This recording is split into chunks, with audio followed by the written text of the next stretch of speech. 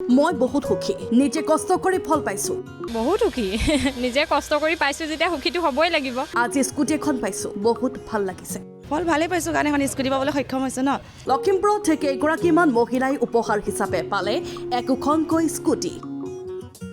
এই মহিলাসকলৰ কোনো গৰাকীয়ে যদি দিছিল দোকান মই আগতে মোৰ দোকান এখন আছিলে মানুহজনৰ লগত দোকানতে থাকোঁ আৰু ষ্টেচনাৰী দোকান আছে কোনো এগৰাকী আছিল চাকৰিৰ সন্ধানত মই ইয়াৰ আগত বিশেষকৈ তেনেকৈ একো কৰা নাছিলোঁ যেতিয়া সংসাৰ পাতিছোঁ তেতিয়াতো লাগিবই অকল এজনেতো আজিকালি ঘৰ চলাব নোৱাৰে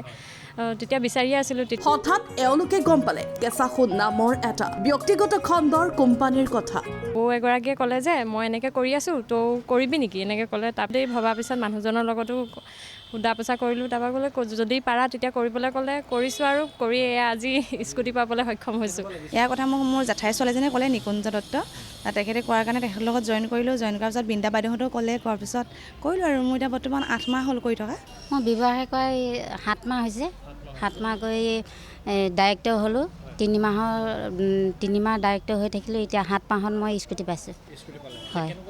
এতিয়া বহুত ভাল লাগিছে এই কোম্পানীৰ জৰিয়তে তেওঁলোকে বিক্ৰী কৰে কেঁচা সোণৰ গহনা হয় আমাৰ ব্যৱসায়টো হৈছে কেঁচা সোণ ব্যৱসায়টোৰ নাম হৈছে কেঁচা সোণ প্ৰতিষ্ঠানটোৰ আৰু আমাৰ MD ছাৰ হৈছে ৰহমানী ৰবীন কোঁৱৰ ডাঙৰীয়া আমাৰ হেড অফিচ হৈছে তেজপুৰৰ পৰাই আমাৰ গোটেই অল অসমত যিমানটা ব্ৰাঞ্চ আছে প্ৰত্যেকটো ব্ৰাঞ্চলৈ আপোনাৰ বস্তুখিনি ছাপ্লাই হয় ব্যৱসায়টো হৈছে কেঁচা সোণৰ মানে গহনা হয় তাতে আপোনাৰ চেইন ফুলিৰ পৰা আদি কৰি একদম মানে ভেৰাইটিজ আপোনাৰ যিখিনি ধৰক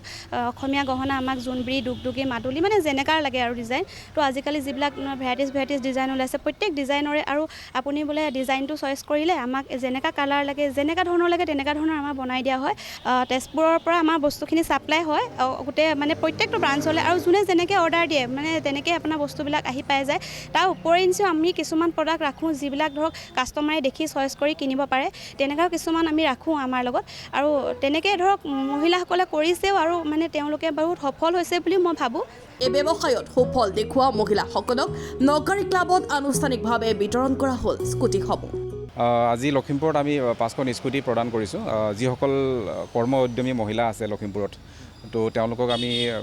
কেঁচা সোণৰ ব্যৱসায়টোৰ লগত জড়িত যিসকল মহিলা আছে তেওঁলোকক ব্যৱসায়টো কৰিবৰ কাৰণে সুবিধাজনকভাৱে আমি এখন স্কুটি তেওঁলোকক প্ৰদান কৰিছোঁ